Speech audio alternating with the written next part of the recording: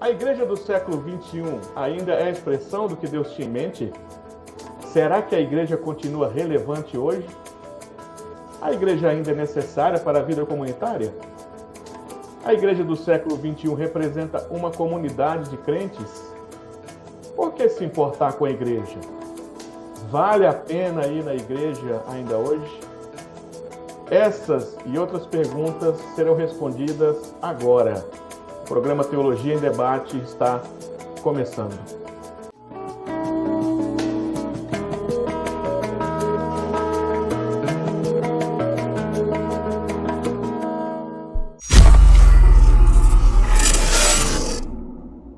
Estamos de volta, meus irmãos, com o programa Teologia em Debate. E hoje nosso assunto é: a igreja do século XXI ainda é importante? Vamos discutir nesse dia sobre esse tema que é tão desafiante para nós nesses últimos dias que a igreja tem vivido sobre a terra. Para discutir sobre o assunto, nós estamos aqui com o pastor Alan Tax, que é o pastor da Primeira Igreja Batista da cidade de Montes Claros, em Minas Gerais. Estamos aqui também com o pastor Luciano Rocha, que é o pastor da Igreja Presbiteriana da Vila Operária, na cidade de Maringá, no Paraná. E estamos também com o pastor Luiz Fernando, pastor da Igreja Batista da Aliança, no bairro Caiçara, em Belo Horizonte, Minas Gerais. Para iniciarmos nosso discurso, nossa conversa, nosso bate-papo, gostaria de citar um texto da Palavra de Deus para os nossos queridos debatedores, que está em Mateus, no capítulo 28, no verso 19, que é um texto bastante conhecido, que diz assim: portanto, ide, fazei discípulos de todas as nações, batizando-os em nome do Pai, e do Filho, e do Espírito Santo. Por trás desse texto aqui, meus queridos debatedores, meus queridos pastores, há uma contextualização interessante por trás dessa frase que Jesus usou aqui. Nós sabemos que a palavra usada por Jesus de igreja é uma palavra retirada do grego. A palavra igreja vem do grego eclésia. E já na época de Jesus existia uma finalidade para esse termo eclésia. Mas o interessante aqui é que Jesus, depois de ter instruído os discípulos por 3 anos, ele chega para os discípulos e diz assim: bom, acabamos nosso curso, acabou todos os estudos, e agora vocês vão sair pelo mundo pregando tudo que eu ensinei a vocês. E claro que por trás desse estudo, desse ensino de Jesus, havia uma única finalidade, claro, um único discurso, um único objetivo. Por que eu estou dizendo isso? Porque a eclésia, que era o termo usado pelos gregos, era uma reunião de homens nas praças, onde esses homens discutiam até chegar a um assunto comum. Depois que eles concordavam sobre aquele assunto, eles se separavam para apregoar aquela verdade que eles descobriram, e saíam nas praças e nas ruas pregando aquilo. A mesma coisa Jesus define com os discípulos. Eu ensinei para vocês uma finalidade, ensinei para vocês um ponto, dei para vocês uma visão, e agora ide por todo mundo e pregai o evangelho, batizando o nome do Pai, do Filho e do Espírito Santo. Eu gostaria de começar fazendo a pergunta para o pastor Luciano, perguntando o seguinte em cima dessa ideia de um único ponto, um único discurso, que foi trago tanto pela ideia eclésia dos gregos como por Jesus. A seguinte pergunta, pastor Luciano: a igreja hoje, nos nossos dias, ela não tem perdido o seu discurso, ela não tem perdido a sua finalidade, ela não tem se perdido para que realmente ela veio, ela foi fundada? Olá, meus queridos. Bom, eu vou responder essa pergunta, pastor Cícero, com muita tristeza no coração, viu? Porque a gente que é pastor, a gente é chamado para pregar o evangelho de Jesus Cristo acima de qualquer coisa.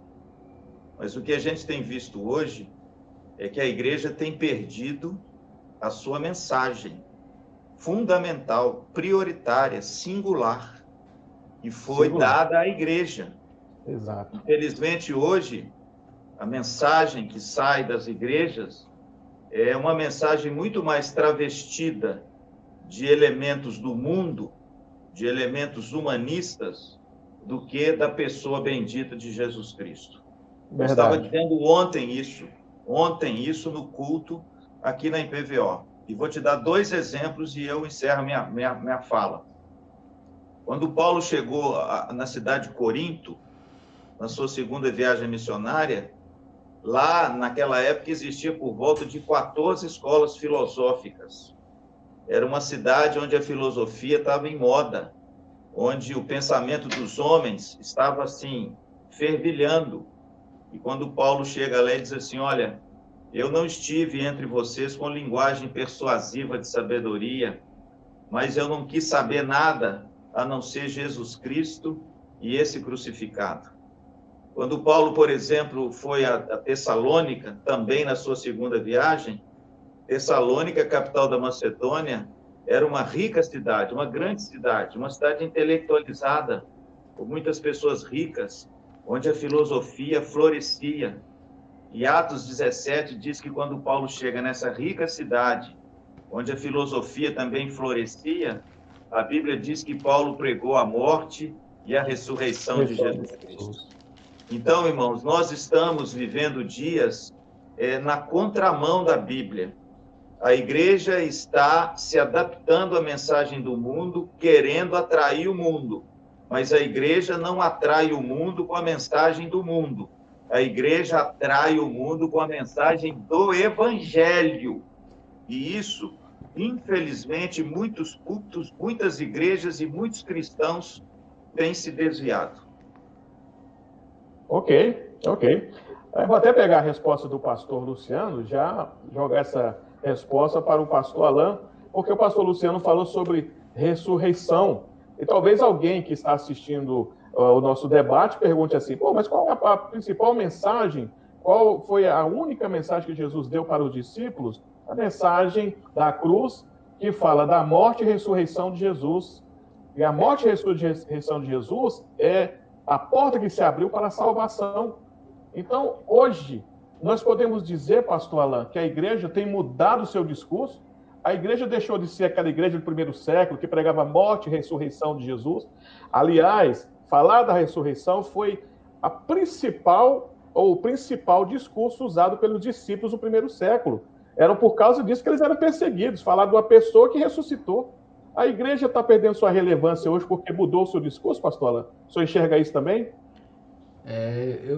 Eu entro aí em concordância com o pastor Luciano. Realmente é motivo de tristeza que a igreja perdeu, né, a essência dela. Né? Nós temos que entender que essa é a mensagem. A ceia do Senhor já é a nossa mensagem. Nós não podemos perdê-la, né? A ceia representa isso, a morte e a ressurreição de Cristo e a sua volta. Então a igreja tem se perdido porque quer imitar o mundo para atrair as pessoas mesmo, como o pastor Luciano disse. E nós estamos equivocados com isso. A igreja realmente quer colocar modelos, sendo que nós já temos o modelo da palavra, né? Quer colocar outras coisas para substituir essa mensagem. Nós, em vez de ensinar o caminho, nós estamos ensinando atalhos.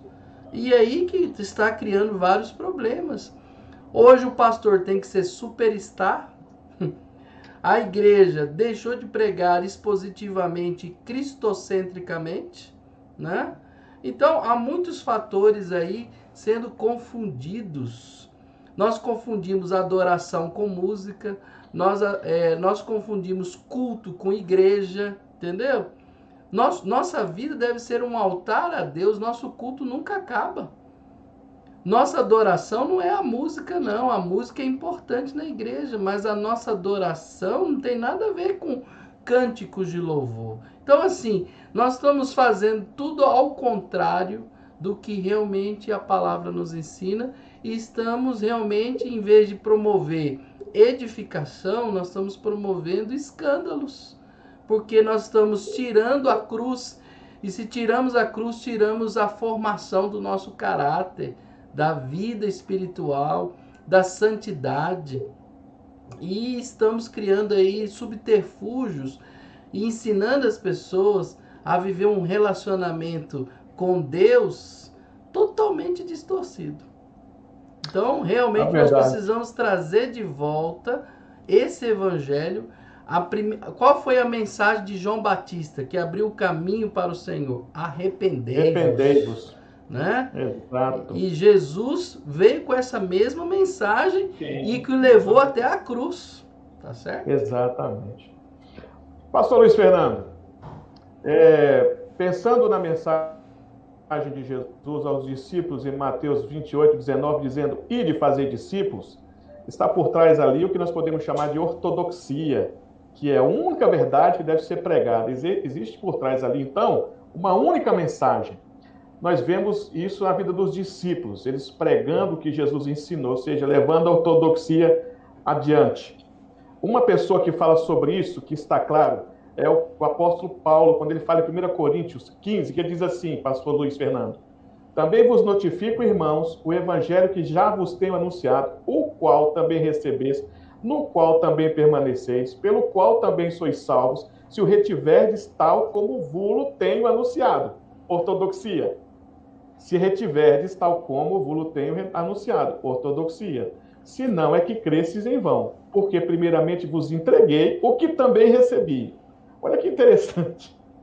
O apóstolo Paulo está dizendo: o que eu não sei de mim, me ensinaram, porque ensinaram a outros.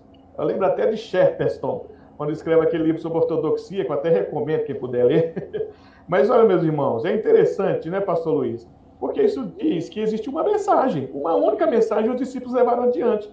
O senhor acredita que a igreja mudou o seu discurso nesses últimos dias, ou tem mudado o seu discurso? Eu entendo e queria dar as boas-vindas para os nossos ouvintes e para os nossos colegas aqui hoje, dizendo o seguinte, que a igreja ela foi cooptada, seduzida por uma atração do mundo, como diz Leandro Luciano, de tal maneira que ela se aproximou tanto do mundo que ela se identifica com o mundo, com a mensagem do mundo. A igreja só tem poder de atração quando ela é uma contracultura do mundo. Ou seja, ela faz esse ponto de equilíbrio, né? Quanto mais próximo eu estiver da filosofia e dos princípios que o mundo advoga, menos relevância a igreja tem.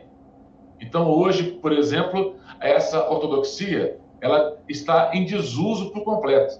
Por quê? Porque a mensagem da cruz não é uma mensagem que agrada, que atrai.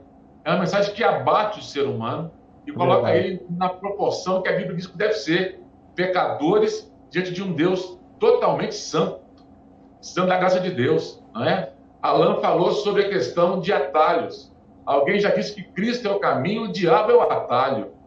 Então, toda vez que nós pegamos um atalho, nós temos tendências a reduzir a mensagem, a reduzir o impacto dela, não é?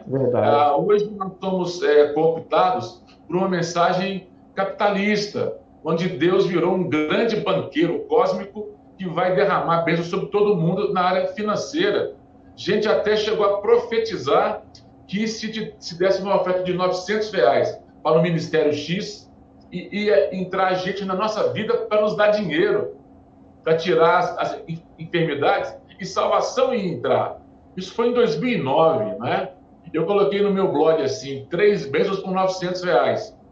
Então, deu uma repercussão violenta. Por quê? Porque eu disse o seguinte: se as 3 bênçãos de cura, salvação e finanças custarem R$900 e ninguém tiver R$900, vai ao banco ou a financeira, pega R$900, pronto, resolveu o seu problema. Então, Deus ele foi adaptado à mentalidade do ser humano. Deus não é mais pregado como o Senhor do universo. Ele é um coach, um treinador que vai melhorar a nossa vida, ok? Deus não quer melhorar a vida de ninguém, ele quer transformar a pessoa numa nova criatura, uma nova maneira de pensar, não é? Então, a gente percebe que essa sedução, ela atingiu muito em cheio os novos líderes, ou os pastores, não é? E aqui eu queria abordar um ponto polêmico, né? A formação teológica dos nossos dias está muito... Está horrível, não é? No livro do Fischer, Pastor do Século XXI, ele vai dizer que a formação teológica migrou das faculdades teológicas e dos seminários livres de qualidade para as megas igrejas. Essas megas igrejas estão formando a mentalidade de toda uma geração. E um outro pregador já disse que nós estamos sendo formados não por uma teologia sadia, mas pelas músicas que são cantadas, que, por sinal, tem um baixíssimo nível de conteúdo teológico, né? Verdade. Aliás, o pastor Luciano, vou voltar uma pergunta para o senhor, já meditando no que o pastor Luiz Fernando falou sobre a situação da igreja. Ela perde a ortodoxia, tem que pegar atalhos, e eu acredito, pastor Luciano, que por causa disso há um efeito muito negativo dentro da igreja, na sua membresia. Aí eu tenho um texto aqui interessante da palavra de Deus, em 1 Pedro, no capítulo 2, no verso 1, que diz assim: despojando-vos, portanto, de toda maldade e dolo, de hipocrisias e invejas e de toda sorte de maledicências. Olha que interessante esse texto aqui. Pedro está falando isso para a igreja depois de tê-los elogiados. Pedro traz para a igreja qual é a situação dela diante de Jesus, dizendo: vocês são raça eleita, sacerdócio real, vocês são bonitos e cheirosos. Então abandone esse comportamento hipócrita, esse comportamento maledicente que faz mal para as outras pessoas. Aliás, o livro do Philip Yancey fala sobre isso, dele se decepcionar com algo que ele viu dentro da igreja. Não só ele, a própria história de Nietzsche fala que Nietzsche se tornou o que ele se tornou por conta do mau exemplo do pai. Né? Nós temos outro exemplo também, o surgimento do agnosticismo a partir do mau testemunho da igreja. David Rham, por exemplo, prefere não acreditar em Deus do que acreditar no Deus da igreja, ao qual ele contemplava ali na sua época. Nós não estamos, por exemplo, vivendo uma época, pastor Luciano, de igrejas de crentes dissimulados ou de pessoas dissimuladas? Bom, irmãos, essa é uma pergunta, viu, Cícero? É uma pergunta que eu creio que tem uma amplitude, assim, muito grande. Porque nós sabemos o ideal que nos espera e que nos é proposto nas Escrituras Sagradas, porque a ortodoxia leva, né, à ortopraxia. Em outras palavras, a mensagem do Evangelho, quando ela é pregada de forma correta e encontra o coração do eleito, e faz a sua obra regeneradora, justificadora e santificadora, ela é uma obra perfeita, mas ela é uma obra também que caminha rumo à perfeição através da santificação pessoal. Então, nós não podemos esquecer de um primeiro ponto: nenhum cristão nesse mundo é perfeito, né? Todos nós estamos assim a caminho, estamos no processo. Mas o que normalmente acontece é que uma boa teologia, uma mensagem centrada na cruz, em Cristo e na palavra de Deus, ele frequentemente gera crentes mais robustos, mais piedosos, mais comprometidos, onde o Espírito Santo age de forma mais poderosa, conduzindo essas pessoas a uma santificação. Porque a santificação é uma obra sinérgica, a gente sabe disso. Ela é uma obra que inicia com o Espírito Santo. Esse Espírito Santo continua a trabalhar no homem eleito e salvo, mas também ele agora responde a essa obra, abrindo mão do pecado, abrindo mão da mentira, abrindo mão da hipocrisia, porque o que existe nele, como Pedro diz, é a divina semente. Então, quando não se tem uma mensagem, aí mora o perigo, Cícero e meus amigos. Quando não existe uma mensagem correta, uma mensagem bíblica, uma mensagem principalmente de uma antropologia bíblica coerente a respeito da natureza do homem e da natureza também de Cristo e a obra da redenção na vida do homem, esses crentes não desaguam numa vida à altura do que essa obra pode realizar. E o grande problema de púlpitos vazios, o grande problema de mensagens de autoajuda, o grande problema dessas mensagens que, de repente, contêm tantos elementos espúrios ao Evangelho, é que não causam esse tipo de mudança na vida do crente. E o crente continua dentro da igreja, cheio de pecados, de vícios, de erros, porque ele não é confrontado com a beleza e com a verdade da palavra de Deus. Hoje, nós estamos vendo isso dentro das igrejas. Eu não sei se os amados irmãos concordam comigo, mas se hoje você chamar um membro da sua igreja no gabinete e confrontar o pecado dele, você pode despedir dele porque ele não volta mais na igreja. Eu não sei se você tem visto isso. Então, o pastor consciencioso, se ele detecta um desvio de comportamento, e eu não estou dizendo raso não, viu, irmãos? Desculpa, grave não. Um desvio de comportamento que você precisa, por amor à pessoa, exortá-la em amor. Se você fizer isso nos nossos dias, essa pessoa não volta mais na igreja, porque ela se sente assim, completamente ultrajada por aquilo que você diz para ela. E isso é para nós compreendermos o grau de permissividade, o grau de uma vida cristã piedosa se distanciando e se divorciando cada vez mais do cristianismo no nosso país. Pastor Luiz. Fazer um adendo aqui à fala de Reverendo Luciano. A gente percebe que esse esvaziamento do conteúdo leva a essa igreja a ser menina e sentimental, muito mais do que madura, racional e viva. Outra coisa que eu percebo é que o sentimentalismo ele é muito mais relevante num culto do que a palavra que entra e divide entre alma e espírito. Se a pessoa não sentir um arrepio no culto, ela fala que Deus não está presente, não é? Eu me lembro de Jonathan Edwards, quando ele viveu o despertamento na sua época, ele viveu um avivamento espiritual pregando uma mensagem calvinista. Ou seja, ele não abandonou o cerne da palavra de Deus e assim mesmo vivenciou um manifestar do Espírito Santo muito grande, né? Outra coisa que eu queria lembrar, que é aquele grande autor, E.M. Bounds, naquele seu livro Poder através da Oração, ele vai dizer que homens mortos tiram de si sermões mortos, e sermões mortos matam.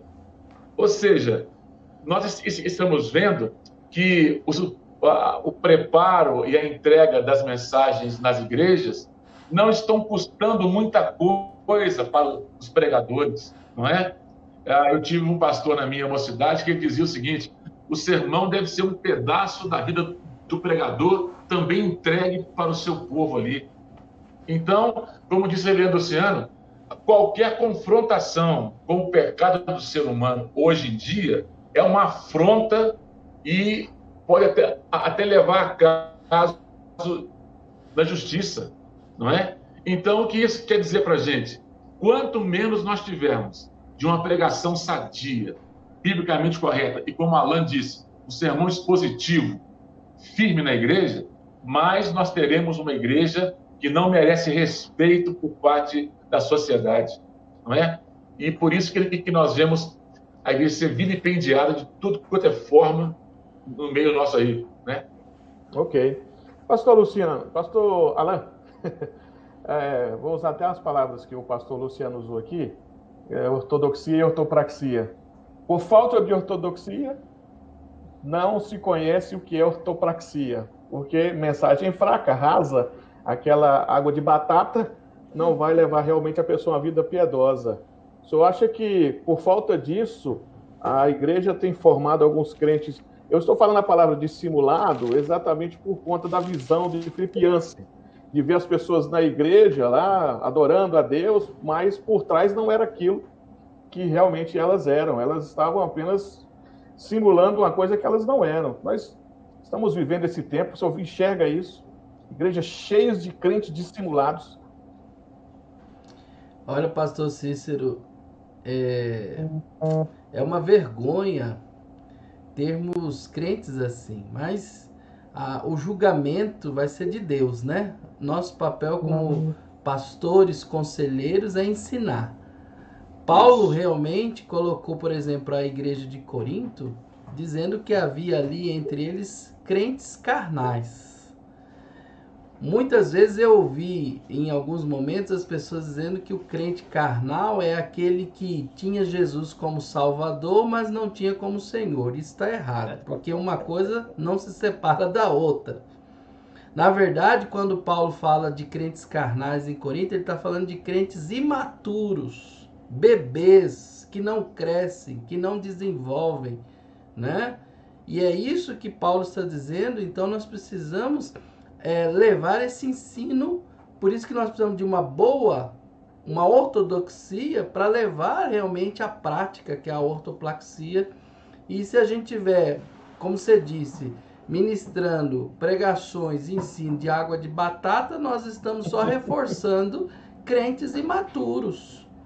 E nós temos que levar eles a parar de ficar nessa digestão macia e suave e começar realmente a entender. Por isso que a igreja precisa de um bom ensino, uma boa escola bíblica, um púlpito forte, uma liderança preparada. Nós temos um discipulado, né, eficaz. E é isso que vai trazer mudanças a longo prazo, né? A igreja não desenvolve de uma hora para outra, precisa de todo um trabalho realmente impactante, firme, né? Por isso que eu acredito que o tempo de um pastor na igreja é muito importante.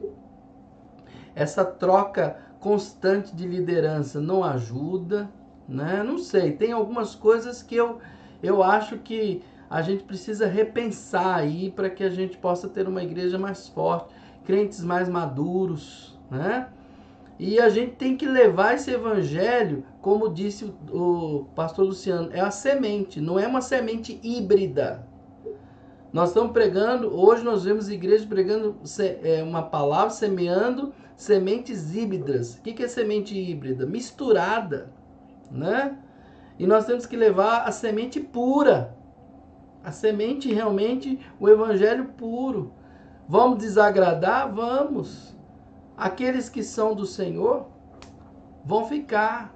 E aí, à medida que isso, agora, enquanto a gente fica reforçando com um modelo de igreja que agrada as pessoas em vez de agradar a Deus, nós estamos criando igrejas imaturas mesmo, crentes bebês espirituais que tanto Paulo como o autor de Hebreus dizem que não aguentam, né? Eles não estão ali, eles querem só papinha, né? E você vê que na hora da adversidade que a gente vai ver o grau de maturidade dos cristãos. É verdade. Olha, Cícero, nós estamos chegando ao final do nosso bloco inicial, só para lembrar uma coisa importante, né? A gente está transformando a igreja, ao invés de adoradores, em consumidores. E aí, quando o produto entregue não corresponde à expectativa, nós temos essa frustração geral, né? E a gente pensa nisso no próximo bloco. É verdade. Ok.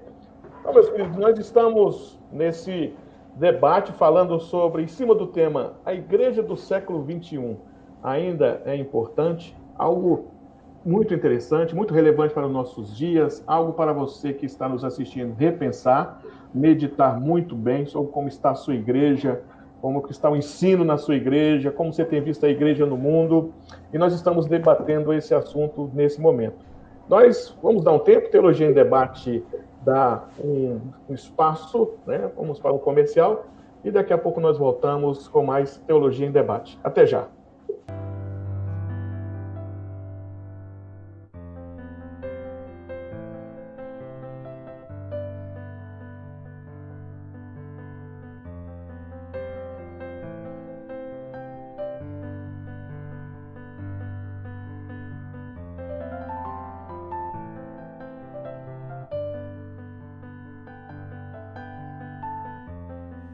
Olá, meu amigo. Você já está sabendo do novo lançamento da editora De Santos? Pois é. Veja que bênção. O meu novo livro, Jesus de Nazaré, o fascinante retrato do Filho de Deus. Se você quer conhecer mais profundamente a beleza, o fascínio, a grandeza, a majestade da pessoa bendita de Jesus Cristo, e também, se você quiser fazê-lo conhecido das pessoas, esse livro certamente é para você.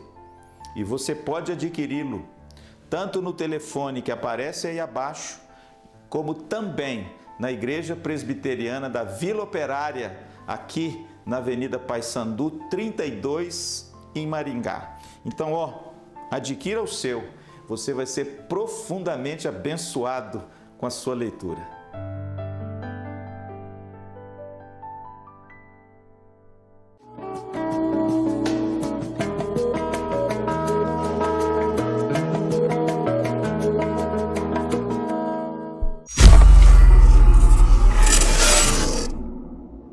Bem, meus queridos, nós estamos de volta com o programa Teologia em Debate. Nós estamos debatendo nesse programa sobre o tema A Igreja do Século XXI ainda é importante. Nós estivemos debatendo no nosso primeiro bloco alguns assuntos, falando sobre a igreja como eclesia, defendendo a ortodoxia e a ortopraxia. E agora nós vamos começar o segundo bloco fazendo uma pergunta para o pastor Luiz Fernando. Pastor Luiz Fernando, texto em Mateus 16, 18, que Jesus diz assim: também eu te digo que tu és Pedro, e sobre esta pedra edificarei a minha igreja, e as portas do inferno não prevalecerão contra ela. Nós temos aqui uma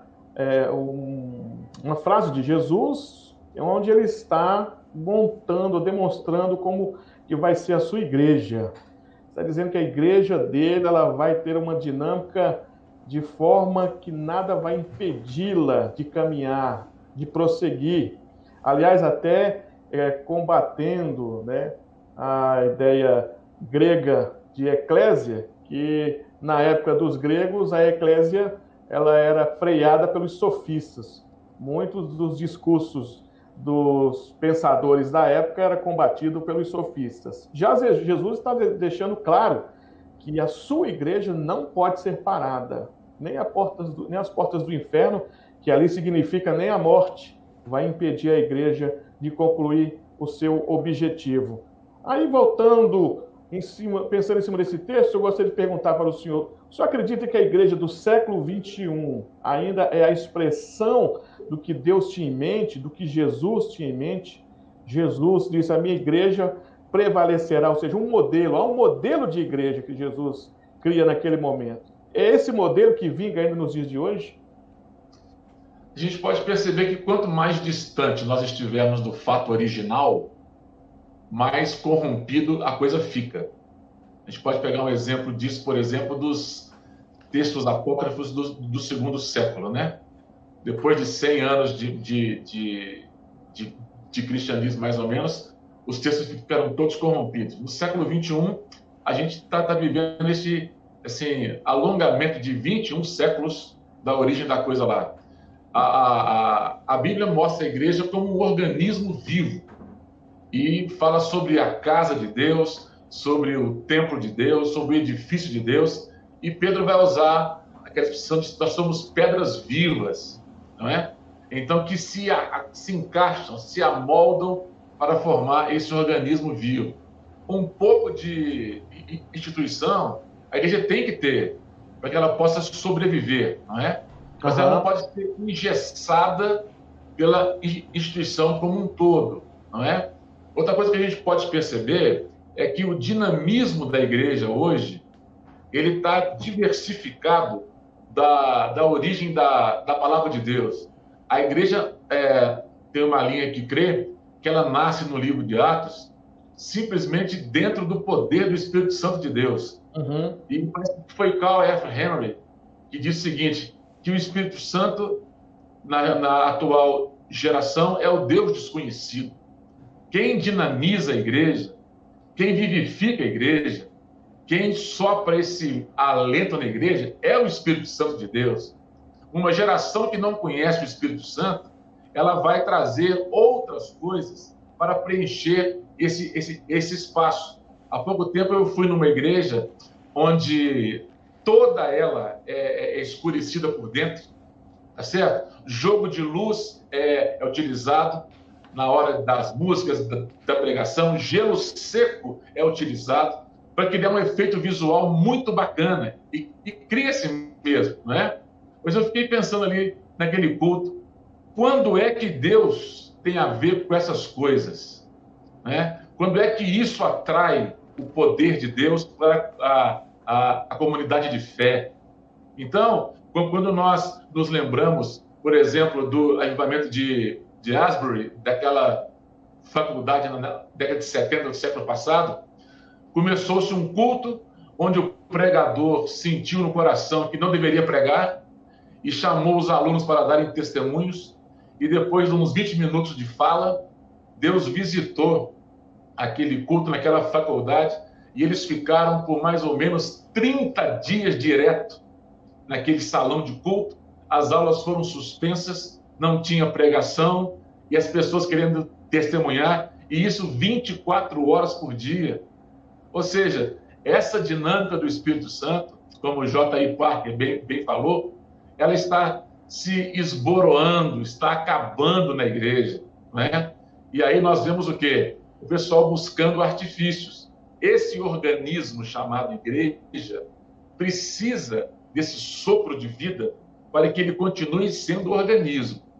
Caso contrário, ele vai virar uma mera reunião social para agradar os seus consumidores. E aí vai ser uma luta, porque o pastor vai ter que se virar para poder agradar, né? O ambiente vai ter que ser hipersensível para as pessoas e as músicas vão... E assim vai, né? Ok. Pastor Luciano, quando nós pensamos sobre... Até a pergunta que eu fiz para o pastor Luiz Fernando, sobre... Será que a igreja hoje ainda é parte da mentalidade de Deus, ainda é aquilo que Deus pensava?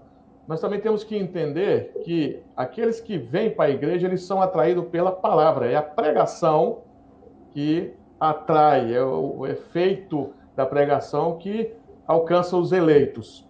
E pensando na palavra de Deus como sendo o mecanismo que Deus usa para atrair aqueles que são seus.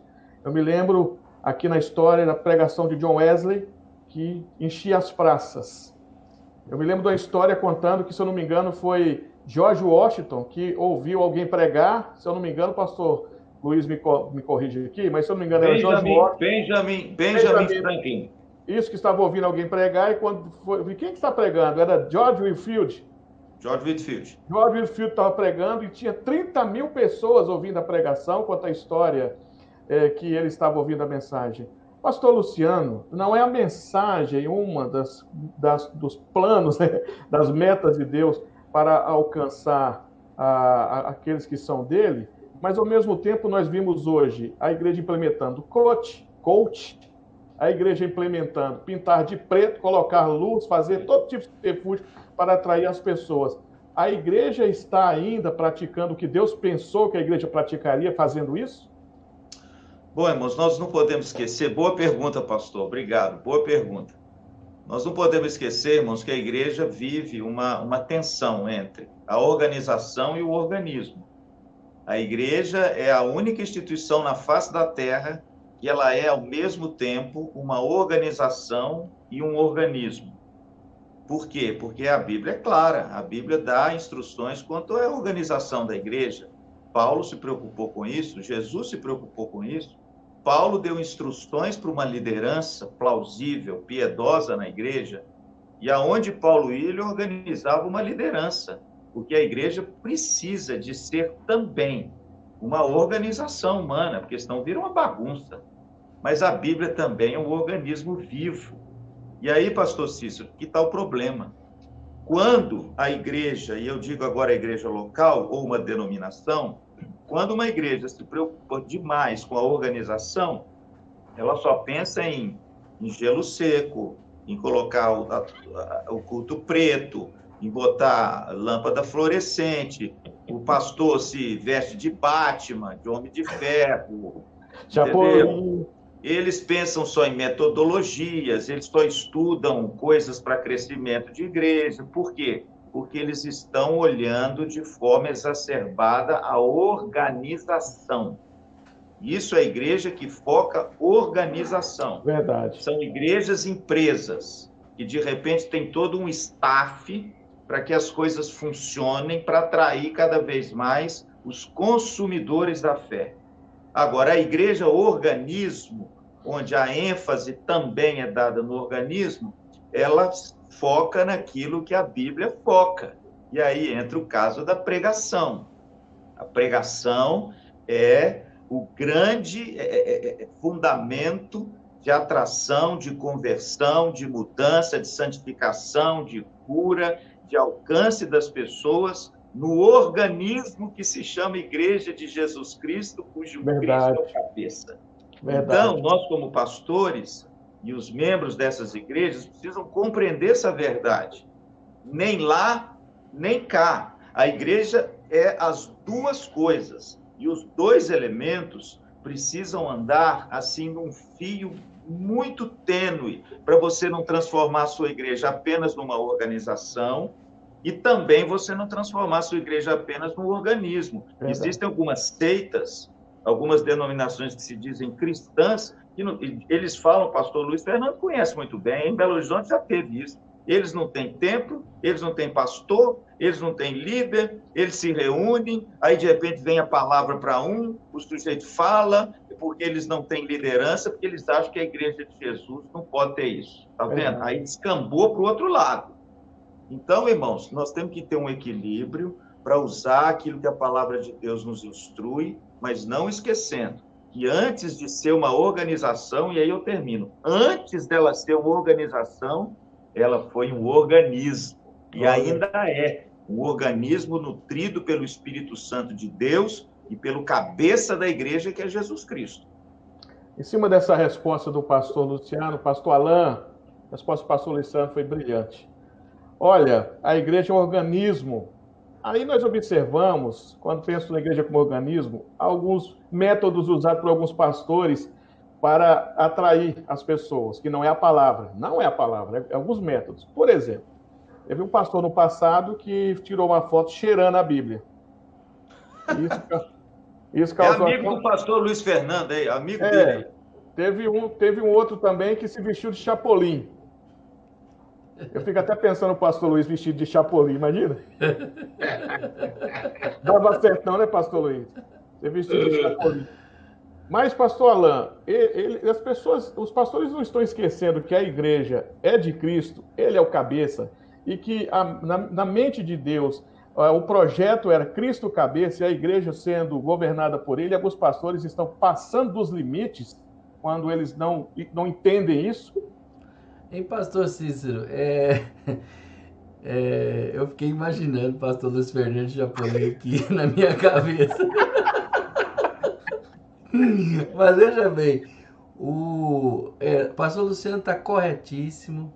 Acima de tudo, a igreja ela é um organismo espiritual e ela usa expressões organizacionais de forma secundária, né?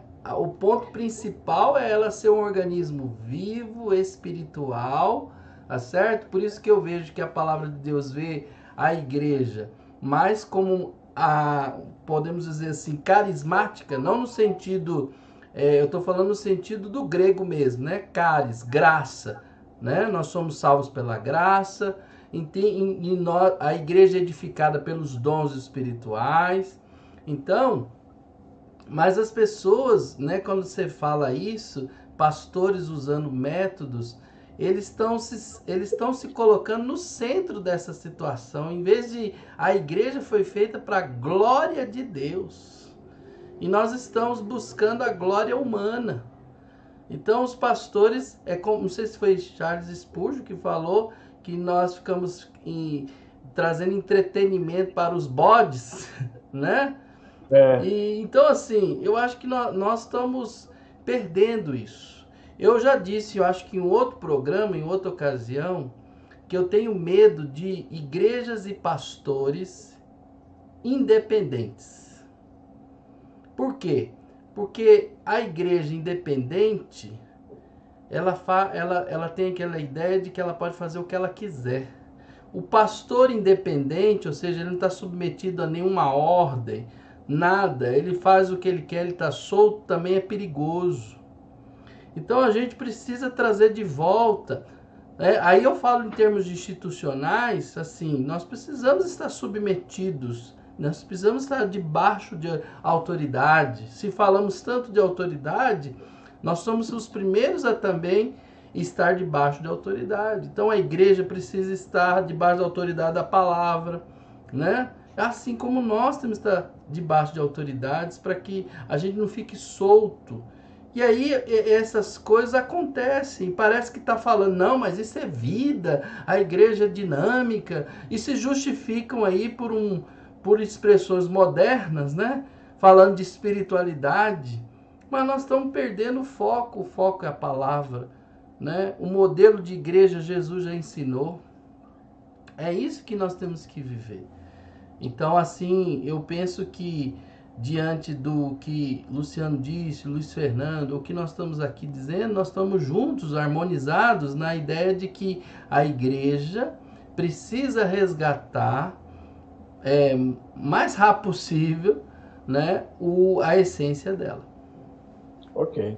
Pastor Luiz Fernando, no passado, a igreja ela trouxe vários benefícios à sociedade. Já no primeiro século, na época de Jesus, primeiro foi o impacto sobre as mulheres, né? Coitada das mulheres ali, não valia nada. Jesus já quebrou esse paradoxo ali. No decorrer da história, você vai ver a igreja influenciando grandes pensadores, Justin Martyr, Eusébio de Cesareia, grandes homens da época começaram a converter, né? Depois Santo Agostinho, Tomás de Aquino, pessoas... Tomás de Aquino é chamado de o touro, tão inteligente que era. A igreja foi trazendo grandes pensadores para o seu rol, depois cientistas, como Isaac Newton. Depois, a igreja foi fazendo mais benesses na sociedade. Nos Estados Unidos, por exemplo, as universidades, Harvard, Princeton, Yale, né? Cambridge, na Inglaterra, que tem umas pinceladas calvinistas ali. Então, nós vemos a influência da igreja em várias áreas da sociedade, em vários momentos na história. E hoje? Será que a igreja continua relevante? A igreja tem trago alguma influência na sociedade? Ou a sociedade está dizendo, igreja, melhor sem ela?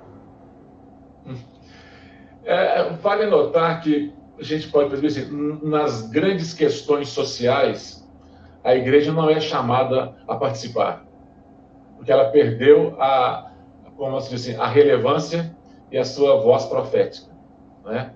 Então, parece que a igreja não tem nada a dizer no século XXI. Isso é uma deformação da origem, onde você bem lembrou, Cícero, que a influência foi muito forte, né? Na área acadêmica, na área social, na área jurídica, né? Tudo isso sai da igreja, na área científica. Então, hoje, nós não vemos isso, por quê? Porque a questão religiosa foi relegada a segundo plano. E a igreja aceitou esse papel de ficar em segundo plano. Nós falamos aqui no programa passado sobre a questão da política, que a igreja deveria ser a consciência da sociedade. Mas como ela aceitou um subpapel social, ela perde a sua relevância, não é? E um outro fato importante que a gente pode perceber, os cristãos, eles não conseguem enxergar o valor que eles têm. Por quê? Porque Paulo vai dizer assim, nós somos embaixadores de Deus, como se Deus falasse por nosso intermédio. Uhum. Nós temos um valor social imenso. Por exemplo, os governos, se prestassem atenção na igreja, iriam perceber o seguinte, eles gastam muito menos dinheiro com o segmento evangélico do que com alguns outros segmentos. Nós não consumimos saúde pública, nem patrulhamento de polícia, nem nada. Por quê? Somos um povo que tem princípios onde preservamos a vida e a sociedade. Agora, a igreja perde essa visão de relevância porque eu entendo que um grande percentual dos cristãos não se veem atores no palco da vida. Eles são espectadores que estão assentados lá nos seus bancos, vendo o que vai acontecer. Eu queria propor uma inversão de valores, né? Nós somos os atores e o grande espectador é Deus. Nós temos que entender o seguinte, qual que é o resultado do nosso trabalho e como que Deus vê isso no dia a dia.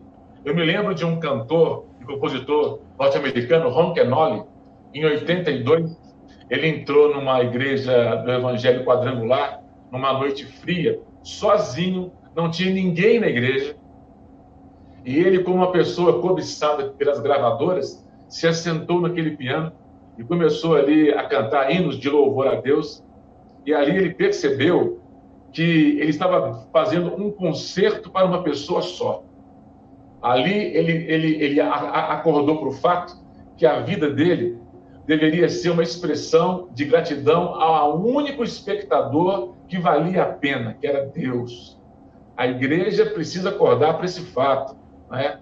Nós temos que ser os atores da vida social, da vida eclesiástica, e dizer o seguinte: o resultado desse trabalho está glorificando a Deus. Em que proporção isso é feito, não é? Então, podíamos voltar para esses pontos e relembrar da significância do papel da igreja na vida social e espiritual do povo, né? Muito bonito. Deixa eu pegar um ponto aqui, pastor. Porque o pastor Luiz falou uma coisa interessante. Quando a gente vai ao Sermão do Monte, em Mateus capítulo 5, principalmente ali no início, no versículo 16, todo o capítulo 5 se resume no versículo 16. Jesus diz assim: assim brilhe a vossa luz diante dos homens, para que vejam as vossas boas obras e glorifiquem o Pai que está no céu. Esse versículo, pastor Luiz, é tudo isso aí que o senhor disse, exatamente isso aí. O problema da igreja, irmãos, é que a igreja deixou de brilhar a sua luz diante dos homens. E luz ali é o testemunho, viu? Ali é o testemunho da igreja, apontando para Cristo. O problema é que a igreja se fechou, se ensimesmou, como diz o pastor Luiz Fernando, ela achou conveniente, não sei o quê, por quê, ela se fechar, ela, né, nessa posição que lhe foi colocada, e Mateus capítulo 5, verso 16, tem sido esquecido na vida de muita gente. Brilhe a vossa luz diante dos homens. A igreja precisa ser essa voz, essa luz a iluminar todas as esferas da sociedade. Mas, infelizmente, ela hoje foi relegada a um segundo plano. Hein, pastor Cícero? Pode ficar à vontade. Perdão. Só lembrando um fato que o Luciano tocou aqui, a igreja, ela foi chamada para viver para fora de si mesma. Em teologia, nós aprendemos o quê? Israel foi chamado para ser a luz do mundo, para atrair as nações para si. Uhum. Como Israel perde essa qualificação, a igreja é chamada para ser luz do mundo, não para atrair, mas para levar essa luz até o mundo. Uhum. Não é? Então, nós somos chamados para fora. Como disse Luciano, quando nós nos fechamos dentro de nós mesmos, nós caímos na segunda lei da termodinâmica. Qualquer sistema fechado em si mesmo caminha para a desorganização. Nós temos que sair de nós mesmos, mostrar a cara no mundo e brilhar essa luz lá de Mateus 5,16 com muita clareza mesmo. E como disse Jesus, ninguém pega uma luz e põe debaixo de uma mesa. Eu coloco lá em cima para que possa iluminar, né? Foi brilhantemente colocado, né? E nós somos luz e somos sal, andam juntos, né? E como foi dito, sal só pode salgar fora, não tem como salgar dentro, onde junto com outro sal, nós temos que sair do saleiro, né? Como já diziam, e ser luz no... Então, aonde que o lugar é que vai determinar isso. A luz não pode ficar debaixo. Ali tem que estar iluminando no alto, iluminando no lugar certo. Assim como o sal tem que temperar. A igreja também tem esse papel restringidor, né?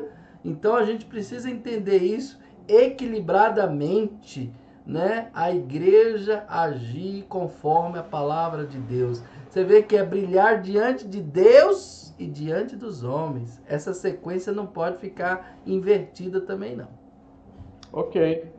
Olha, meus queridos irmãos, caminhando para o final do nosso debate, que está muito bom, eu gostaria de fazer a última pergunta, uma pergunta para cada um dos irmãos, pensando exatamente nessa pessoa que está assistindo o nosso programa. Muitas vezes é alguém que se decepcionou com a igreja. Aliás, até se ela observar o nosso tema, a igreja do século XXI ainda é importante. Às vezes ela está pensando assim, a igreja não é importante, eu não preciso de igreja.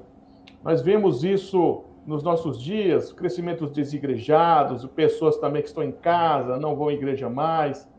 E às vezes essa pessoa faz parte de um desses telespectadores que nos assistem.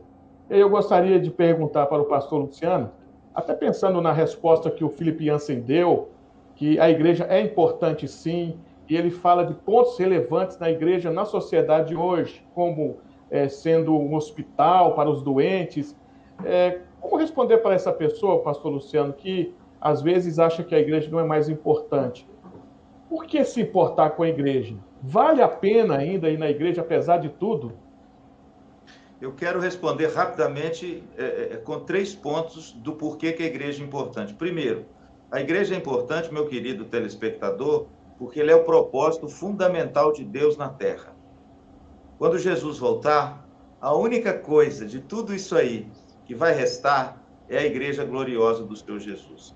Então, ela sempre foi o plano original de Deus. E se você é um cristão e de Deus, você faz parte desse plano. Segundo, devemos nos importar com a igreja, porque a igreja é quem fornece o verdadeiro alimento na terra. Quando Jesus foi tentado pelo diabo, por causa do pão terreno, ele disse, olha, não só de pão vive o homem, mas de toda palavra que sai da boca de Deus. Portanto, o verdadeiro alimento você não acha na sua geladeira, me perdoe. O verdadeiro alimento você acha no púlpito de igrejas sérias que pregam o genuíno evangelho, que é a palavra de Deus. Por isso você precisa da igreja. E terceiro, a igreja é importante porque ela é a manifestação do amor de Deus na terra.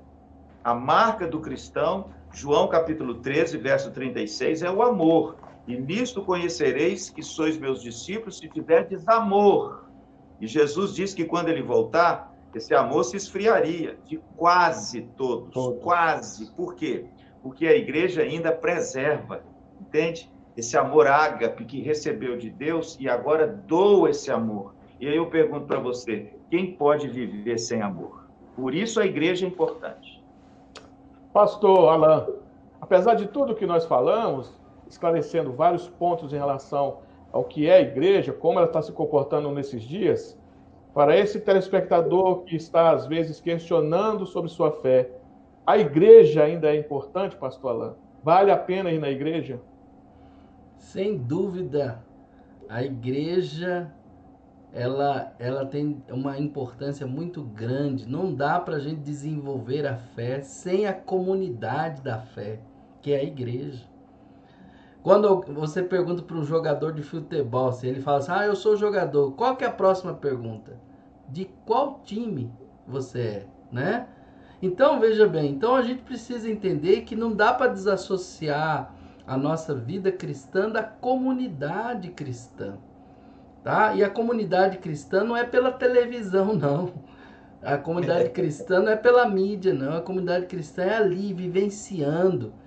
E eu queria dizer para esses que decepcionaram com a igreja, que a palavra de Deus, nós estamos ali na igreja sendo tratados, curados. E aí, quando a gente foge dessa tensão, nós estamos evitando o crescimento na nossa vida. É no meio dessa tensão ali, na convivência, na relação ali dentro da igreja com o meu irmão, com a minha irmã, nesses momentos conflituosos, é que a gente vai pôr em prática a palavra. O exercício do perdão, do amor que o pastor acabou de falar, né? É ali que nós vamos crescer juntos. A igreja nos ajuda. Quem aqui não já recebeu a ajuda da igreja? E isso exercita a humildade na nossa vida. Então, não dá. Se você quer viver sem a igreja, você vai ser raquítico. Você vai ser um pigmeu na fé. Não dá para crescer sem a igreja. E é no meio da igreja que a gente vai amar mais o Senhor, exercitar os dons espirituais. Não dá para fazer isso em casa, assistindo. E a pandemia, eu sei que nós estamos vivendo aí uma tensão sobre isso, porque muitos cristãos estão acostumando a ficar em casa assistindo a transmissão dos cultos, né? E aí nós temos que trazer a palavra agora de novo, falar, olha, nós temos que trazer esse exercício da comunhão, né? Esse comunhão presente, né? Não é uma comunhão fora, não. Ok. Pastor Luiz, apesar das dificuldades que a igreja tem enfrentado nesses últimos dias, nós podemos pensar que a igreja ainda é importante? Vale a pena ainda ir na igreja? Sim, vale a pena, e nós não temos uma opção melhor do que essa também não. E quando Cristo voltar, ele vem buscar a sua igreja.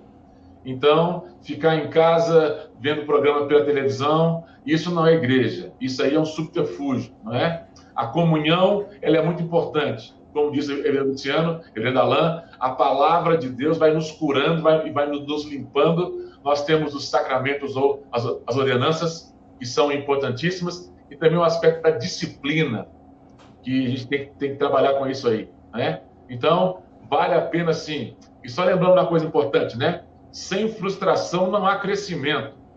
Então, qualquer instituição ou ambiência que nós vivemos gera em nós frustrações.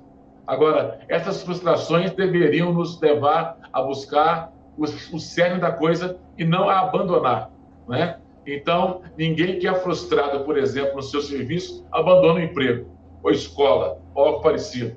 A igreja gera algumas, de nós, assim, frustrações? Gera, mas o produto final, a entrega da igreja é muito superior a essas pequenas coisas. Amém. Glória a Deus. É isso aí, meus queridos irmãos, telespectadores, irmãos que nos acompanharam no YouTube, no Facebook. Estamos encerrando o nosso programa Teologia em Debate. Hoje nós estávamos discutindo sobre o assunto a Igreja do século XXI ainda é importante? Esse foi o nosso tema usado hoje. Conversamos sobre várias coisas relacionadas à igreja e acreditamos que, através desse programa, nós podemos trazer tirar alguma dúvida dos queridos irmãos. Queremos agradecer a todos que nos acompanharam, agradecer também aos pastores que nos ajudaram nesse debate.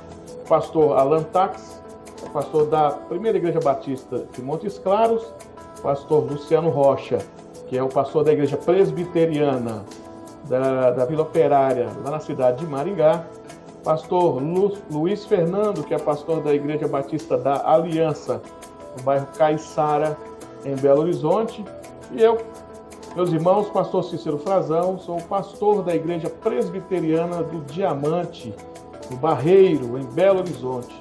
Quero agradecer a todos pela companhia, pela credibilidade, e aguardamos os irmãos nos nossos próximos programas. Nos acompanhe no YouTube e no Facebook, e até lá.